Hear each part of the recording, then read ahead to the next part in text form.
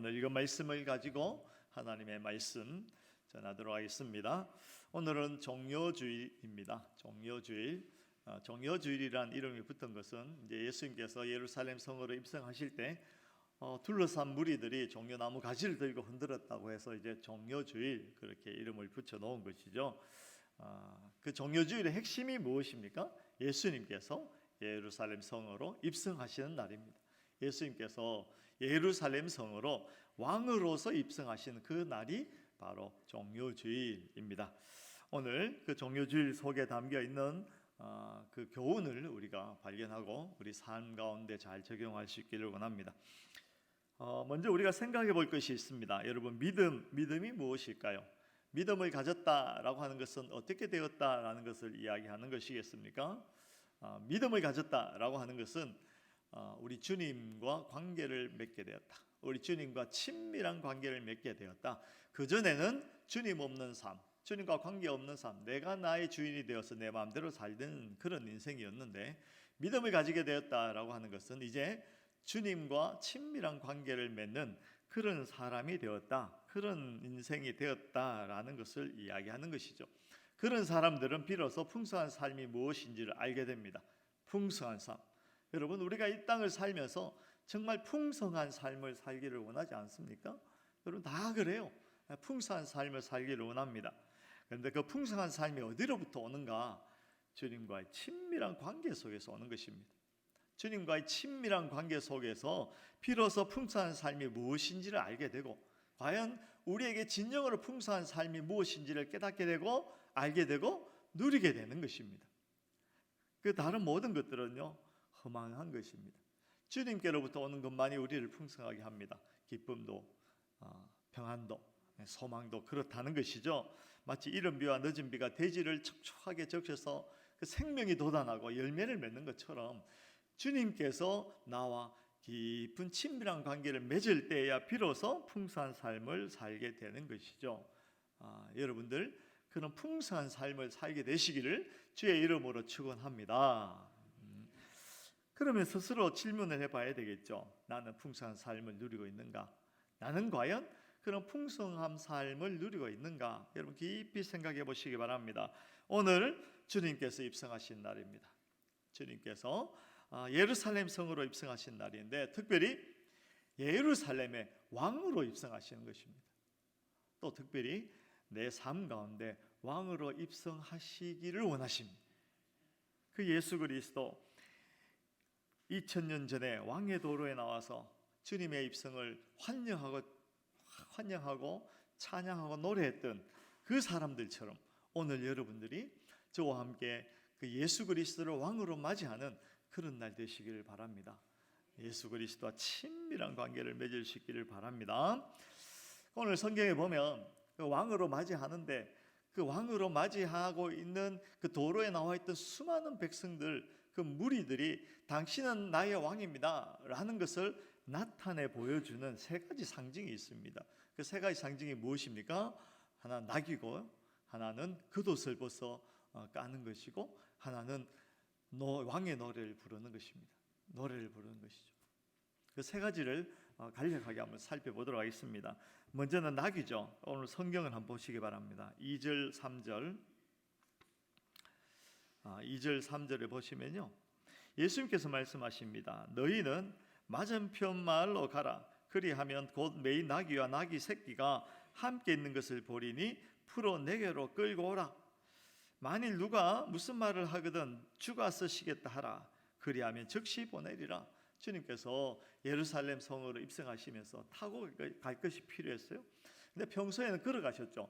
근데 오늘은 특별히 내가 타고 가겠다. 그런데 준비가 안 돼 있네. 주님께서 제자들에게 말씀하십니다. 저기 마을로 들어가면 거기 나귀가 있다. 나귀가 있는데 어미와 새끼가 같이 묶여 있었나 봐요. 그 나귀가 있으니까 가서 그 어미를 풀어와라. 그런데 만약에 누가 묶거들랑 누가 묻겠어요? 주인이 묻겠죠. 나귀 주인이 그게 무엇이냐, 왜 가져가냐 묻거들랑 주가 쓰시겠다 하라, 이렇게 이제 이야기를 하죠. 그 이야기를 이제 보면서 이런 생각을 해봅니다. 여러분, 이것이 훔쳐오는 것인가요? 훔쳐오는 것처럼 보이시나요? 그건 아니죠. 그건 아니죠. 근데 성경에 보면 이 분위기가 이 도대체 어떤 상황인지를 알 수 있게 하는 단초가 나옵니다. 3절 마지막에 누가 무슨 말을 하거든 주가 쓰시겠다 하라, 주가 쓰시겠다라고 하라, 그리하면 즉시 보내리라. 예수님께서는 그 나귀 주인이 어떻게 할 것인지도 이미 알고 계셨던 것이죠. 예수님께서 말씀하십니다. 즉시 보내리라. 즉시 보내리라. 여러분, 이 즉시 보내리라라는 이 말 속에서 주인의 마음을 알 수가 있어요. 주인의 상태를 알 수가 있어요. 나귀 주인 편에서 한번 생각해 보도록 하겠습니다. 제자들이 마을로 들어갔어요. 이제 나귀를 막 풉니다. 풀어갑니까? 그 남의 나귀를 풀어가는 것은 도둑 아니면 무엇이겠습니까? 그죠? 주인이 깜짝 놀랐겠죠. 주인이 깜짝 놀랐어요. 무슨 일입니까? 무슨 일입니까? 그러자 제자들이 이야기합니다. 주님께서 가르쳐 주신 대로 주께서 쓰시겠다. 주님께서 쓰시겠다고요? 이 주인도 알고 있었던 것이죠. 그 많은 사람들이 예루살렘 왕의 도리에 나와서 예수 그리스도를 환영하고 있는 것처럼 이 주인도 예수 그리스도를 환영하고자 하는 마음으로 가득 차 있었어요. 종려나무 가지를 꺾을까? 겉옷을 펼까? 하고 있는 그때에 제자들이 와서 나귀를 풀어가는 것이죠. 물어봤어요. 이거 무슨 일입니까? 왜 나귀를 풀어갑니까? 그때 제자들이 하는 말이 주님이 쓰시겠다. 이 주인은 어떤 기분이었을까요? 너무너무 기뻤을 것입니다. 주인이 왕이 쓰시겠다고요? 우리 주님이 쓰시겠다고요? 주님이 내 나귀를 타시겠다고요? 영광입니다. 할렐루야죠. 여러분, 그렇지 않을까요? 누가 그럴 수 있을까요? 그 주님을 왕으로 모신 사람은 그렇게 반응합니다. 예수 그리스도 그분을 나의 인생의 주인, 나의 생명의 주인, 나의 모든 것의 왕자에 모신 사람은 낙이 아니라 무엇이라도 내어드릴 준비를 하고 있다가, 그랬는데 노심초사 내 나귀를 쓰시면 좋겠다, 나를 쓰시면 좋겠다, 나를 길잡이라도 쓰시면 좋겠다, 내가 무엇을 주님께 왕에게 드릴까 하고 있는 그때에 왕이 오셔가지고 나귀를 풀어가겠다 하시니까 깜짝 놀랄 수밖에요. 할렐루야, 할렐루야. 그는 길가에 나와서 소리 높여 맞이하는 사람들하고 똑같은 심정으로 왕께서 나의 나귀를 쓰신다니까 영광입니다 하고 탁 내어드리는 것입니다. 준비하고 있었던 것이죠. 그에게 왕은 주님이었습니다. 그에게 왕은요 로마 총독도 아니고, 그에게 왕은 이스라엘의 분봉한 헤롯도 아니고 오직 주님이었어요. 주님. 이 모습 속에서요 우리가 무엇을 보게 되냐면 자발적 순종을 보게 됩니다. 자발적 순종. 억지 춘향이 아니라는 것이죠. 변사또가 와서 춘향아 아무리 불러도 춘향이는 대답하지 않습니다. 억지 춘향이 아니라는 것입니다. 그 속에서 우러나와서 자발적으로 드리는 순종, 이게 그 나귀 주인에게 있었어요. 구약 성경에 보면요 그 아브라함이 나오죠. 그 아브라함이 어떤 사람인지를 가장 잘 나타내 보여주는 사건이 있습니다. 무엇이냐면 그 아브라함이 100세에 얻은 이삭을, 그 외아들 이삭을, 독자 이삭을 하나님께 제물로 드리는 그 사건이죠. 이 아브라함 인생의 절정입니다. 절정. 그 사건에 보면요 이런 단어가 사용되었어요. 샤하라는 샤하. 이 단어의 의미는 무슨 의미냐면요, 자기 속에 있는 믿음을 외적인 행동으로 드러낼 때, 그 자기 속에 있는 진정한 믿음이 외적으로 딱 드러나 보일 때 사용하는 단어가 샤하입니다. 샤하. 무릎을 꿇고 고개를 숙이고 얼굴을 땅에다 대고 그 왕을 향한 경배, 왕을 향한 경의와 존경을 나타내는 그때 사용하는 단어가 샤하인데, 오늘 성경이 아니라 아브라함이 그 이삭을 제물로 드릴 때 창세기 22장 5절에 보면요 그 단어가 사용됩니다. 너희는 나귀와 함께 여기서 기다리라. 내가 아이와 함께 저기 가서 예배하고 우리가 너희에게로 돌아오리라. 여기 예배하고가 샤입니다. 자발적 순종.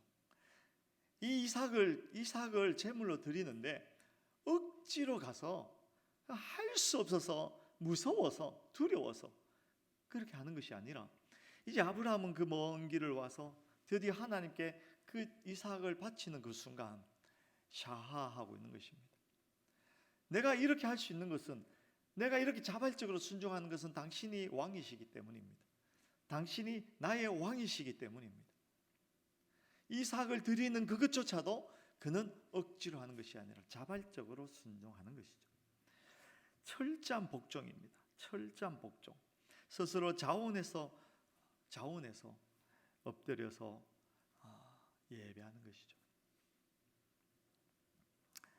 여러분, 오늘 나귀 주인은요 샤하하고 있는 것입니다. 샤하. 주님, 그분을 나의 왕으로 섬기는 것입니다. 내 나귀를 풀어드리고 내 인생을 드리고 내 모든 것을 드려서 예수 그리스도 그분이 나의 왕입니다 라는 것을 분명히 보여주고 있는 것이죠. 그것이 나귀를 풀어주는 그 주인의 마음입니다. 그 두 번째 무엇이 나오냐면 7절로 8절에 보시면, 21장 7절 8절에 보시면 나귀와 나귀 새끼를 끌고 와서 자기들의 겉옷을 그 위에 얹음에, 자기들의 겉옷을, 이게 제자들이 겉옷을 벗었다는 이야기죠. 그것을 나귀 위에 얹음에 예수께서 그 위에 타시고, 그 겉옷을 그 나귀 위에 안장처럼 하고 예수님께서는 그 겉옷 위에 이제 앉으신 겁니다. 그리고 8절에 보면 무리의 대다수는 그들의 겉옷을 길에 펴고, 무리들의 대다수는, 거기 모인 무리들이 예수 그리스도를 영접하러 모였잖아요. 예수 그리스도를 왕으로 영접하는데 그 왕 앞에 내어 드릴 것이 무엇이 있을까? 제자들은 자기의 겉옷을 벗었어요. 그 무리들은 자기 겉옷을 벗어 드리는데 나귀에는 이미 있으니까 어디에요? 길에다 깔기 시작합니다. 이스라엘 사람들에게 겉옷은 아주 특별한 의미였어요. 종교적인 의미이기도 하고 또 사회적 권위와 정체성을 표현하는 그러한 상징물과도 같은 것이 겉옷이었습니다. 옷이랄 것이 뭐 별게 있었겠습니까? 속옷 입고 그냥 겉옷 두르면 되는 그런 때였어요. 그런데 그 겉옷을 벗었다는 것은 자기의 모든 것, 자기의 명예, 권세, 이름, 자기의 모든 것을 다 벗어서 예수 그리스도 앞에, 그분이 나의 왕이시니까 그 앞에 깐다라는 의미가 그게 담겨 있는 것입니다.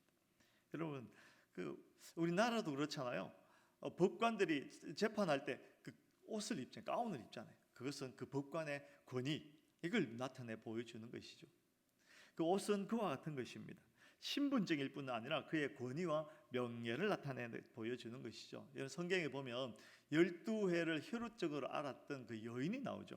그 여인이 병을 낫고 싶은데 무리들이 막 많아서 무리들 속에 끼기도 어렵고 하는 그때 겨우겨우 예수 그리스도 그 뒤편으로 가서, 주님의 뒤편으로 가서 그 옷자락을 만졌는데, 여러분 이게 생각하면 그 옷자락 나부랭이가 아니고요. 그 여인의 마음속에는 그들이 가지고 있는 그 생각이, 그 정서가 있었던 것이죠. 그 옷은, 그 주님의 옷은 주님의 권위, 권세, 주님의 능력을 상징하는 옷이었어요. 그러니까 그 능력, 주님의 옷자락의 끝자락이라도 잡으면 내가 낫겠다라는 마음이 그 혈루증 앓던 여인 속에 있었던 것이죠. 그래서 그 옷을 잡았던 것입니다. 그 다윗은 어떻게 했어요? 그 다윗은 엔게디 황무지에 가서 동굴 속에 숨죠. 그때 그 동굴 속에 숨어 있는 그때 사울이 들어옵니다. 사울, 원수. 그 사울이 들어와서 볼일 보고 있을 때 다윗의 군사들이 지금 이 기회다, 치자, 죽이자 하는 그때 다윗이 어떻게 합니까? 죽이지 않고 그 사울의 겉옷의 끝자락을 칼로 베죠. 근데 거기서도 마찬가지입니다. 그 사울의 그 옷, 그 별것 아닌 옷의 끝자락, 시시한 것, 그러한 것이 아니고요. 그 사울의 겉옷은 왕의 권위를 상징하는 것이었어요. 그 옷을 뱄다는 것은 왕을 뱄다는 의미를 거기에 담고 있는 것입니다. 그래서 그 옷을 뱄다는 것 때문에 또 다윗은 막 괴로워하죠. 그처럼 옷은 그 사람의 그 전부를 이야기하는 것입니다. 나귀 위에 얹었다, 안장처럼 얹었다, 그리고 길에 깔았다라고 하는 것은요, 거기에 나와 있던 사람들이 자기의 전부를, 자기의 이름, 명예, 지위, 권세, 모든 것들을 다 벗어서 주님 앞에 내려놓았다라는 것입니다. 당신만이 높아지면 나는 아무것도 아닙니다. 당신만이 높아지기를 원합니다. 이런 소문이, 그게 고백이, 찬양이 거기에 담겨 있는 것입니다. 바울이 그랬죠. 바울이 빌립보서 1장 20절에 나의 간절한 기대와 소망을 따라 아무 일에든지 부끄러워하지 아니하고 지금도 전과 같이 온전히 담대하여 살든지 죽든지 내 몸에서 그리스도가 존귀하게 되기를 원한다. 이는 내게 사는 것이 그리스도니 죽는 것도 유익함이라. 그는 자기 목숨, 자기 그것이죠. 자기 명예, 자기 그것이죠. 그것을 다 내려놓고, 왜냐하면 예수 그리스도가 왕이기 때문에, 예수 그리스도만이 왕이시기 때문에 나는 죽어도 괜찮아요. 오직 예수 그리스도가 존귀된다면 나는 기꺼이 나의 겉옷을 벗어드리겠습니다. 누가? 예수 그리스도를 왕으로 모신 사람이 그렇게 할 수 있는 것이죠. 삶의 이유와 목적이 내가 아니라 예수 그리스도라는 것입니다. 내가 왜 살고, 내가 무엇을 하고, 내가 왜 이런 말을 하고, 내가 왜 이런 행동을 하고, 내가 하는 모든 것들의 이유와 목적이 나 자신이 아니라 예수 그리스도에게 있는 자, 그가 겉옷을 벗어드릴 수가 있는 것이죠. 그리고 세 번째로 21장 9절을 보면 그 둘러있던 사람들이 무엇을 합니까? 가장 높은 곳에 호산나 다윗의 자손이여 찬송하리로다. 주의 이름으로 오신 이여 가장 높은 곳에서 호산나 하더라. 찬양하죠, 찬양. 근데 여러분, 모여있던 사람들이 그냥 한 목소리로 찬양합니다. 얼마나 웅장했겠어요. 온 동네가 난리가 났을 것입니다. 온 성이 그냥 요동쳤을 것입니다. 근데 여러분 생각해 보세요. 누가 예수님 모시니까 그 전날 악보 만들어 가지고 쫙 카톡으로 쫙 돌려 가지고 여러분 내일 이거 부를 테니까 준비하고 오세요. 다 외워 오세요. 그랬을까요? 그러지 않았겠죠. 그런데 이 사람들이 한 목소리로 노래합니다. 왜냐면요, 이 노래는 그냥 노래가 아닙니다.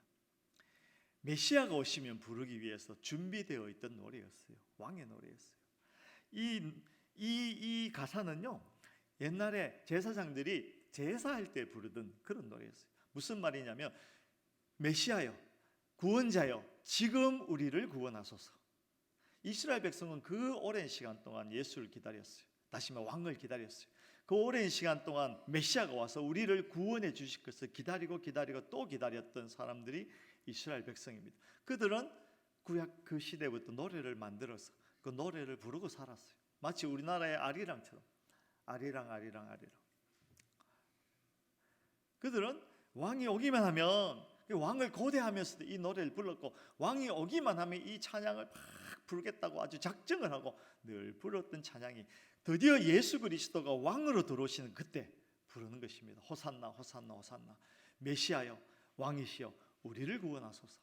지금 우리를 구원하소서. 누가 그렇게 부를 수 있을까요? 예수 그리스도를 왕으로 모시는 사람, 예수 그리스도가 왕되심을 인정하는 사람, 그 사람이 부르는 노래라는 것이죠. 여러분, 주님은 우리의 왕이십니다. 오늘은 그 예수 그리스도께서 왕으로 입성한 날입니다. 오늘은 그 예수 그리스도께서 사람들의 찬양과 벗어놓은 겉옷 그리고 나귀를 타시고 예루살렘 성으로 왕이 되셔서 왕으로 입성한 날이고요. 그 예수 그리스도께서 그 시공을 초월하여서 오늘 우리 가운데, 여러분들 가운데 왕으로 입성한 날이 바로 그 날입니다. 여러분, 예수 그리스도를 왕으로 모셔드리시기를, 왕으로 영접하시기를 주의 이름으로 축원합니다. 여러분들의 나귀를 내어드리고 겉옷을 펼쳐드리고 호산나 호산나 찬양하면서 그 예수 그리스도를, 그 왕되심을 노래할 수 있기를 원합니다. 근데 여러분 잘 생각해 보시기 바랍니다. 예수 그리스도는 지금 어디에 앉아 계시는가? 오늘 종료주일에 우리가 꼭 생각해 봐야 됩니다. 예수 그리스도는 지금 내 삶에 어디에 앉아 계시는가? 예수 그리스도는 어디에 앉아 계신가? 다시 말하면 누가 왕인가? 이 질문에 정확하게 대답할 수 있어야 됩니다. 예수가 왕인가? 내가 왕인가? 예수가 왕인가? 내가 왕인가? 이런 거죠. 내가 하는 말과 행동, 내 인생의 모든, 내 삶의 하루하루의 이유와 목적이 어디에 있는가? 예수 그리스도를 향하고 있는가? 아니면 결국은 나를 향하고 있는가? 돈도 명예도 권력도 여러분 그게 나쁜 것이 아닙니다. 그게 잘못된 것이 아닙니다. 잘 해야죠. 그러나 중요한 것은 그 돈이, 권력이, 명예가, 건강이, 나 자신이 그 궁극적으로 어디로 향하고 있는 거예요? 쉽게 말해서 돈 벌어서 뭐 할래? 공부 많이 해서 뭐 할래? 그 질문에 오직 예수 그리스도 그분을 높이기를 원합니다. 그분을 높이는 데 사용되고 그분을 높이기 위해서 내가 공부합니다. 제가 그런 사람들 많이 봤어요. 제가 아는 형님 한 분도 의사가 되었는데 당신이 왜 의사가 되었어요? 하나님의 가르침을 따라서 가난하고 억눌린 사람들을 잘 돌볼 수 있는 그런 일 하기 위해서 뭘 할까 생각하다가 의사가 됐다는 겁니다. 여러분 지금 무엇을 하시는지 모르겠지만 그 최종 목적이 어디를 향하고 있느냐에 따라서 진짜 내가 예수 그리스도를 왕으로 모시는지 아니면 내가 여전히 나의 왕자에 앉아서 내 삶의 주인이 되어서 허망한 것을 쌓아가고 있는지. 여러분 세상의 것은 허망한 것입니다. 아무리 세상의 방식으로 쌓아봐야 모래 위에 집을 짓는 것입니다. 때가 되면 다 허물어지게 될 것입니다. 오직 예수 그리스도 그분이 나의 왕이 되셔서 그분과 내가 깊은 친밀한 사랑의 관계를 맺을 때 비로소 반석 위에 집을 짓게 되고 비로소 왕의 왕되심이 분명해질 때 이 땅을 살면서 정말 풍성한 삶을 살게 되는 것이죠. 왕되심을 분명히 하시고 주님 앞에 나귀를 내어드리고 겉옷을 깔아드리고 호산나 호산나 높이 찬양하는 그런 인생 되시기를 주의 이름으로 축원합니다. 주님께서 말씀하십니다. 볼지어다 내가 문 밖에 서서 두드리노니 누구든지 내 음성을 듣고 문을 열면 내가 그에게로 들어가 그로 더불어 먹고 그는 나로 더불어 먹으리라. 문을 열어드리고 예수 그리스도를 왕의 자리에 앉혀드리시기를 주님의 이름으로 축원합니다. 우리 찬양하겠습니다.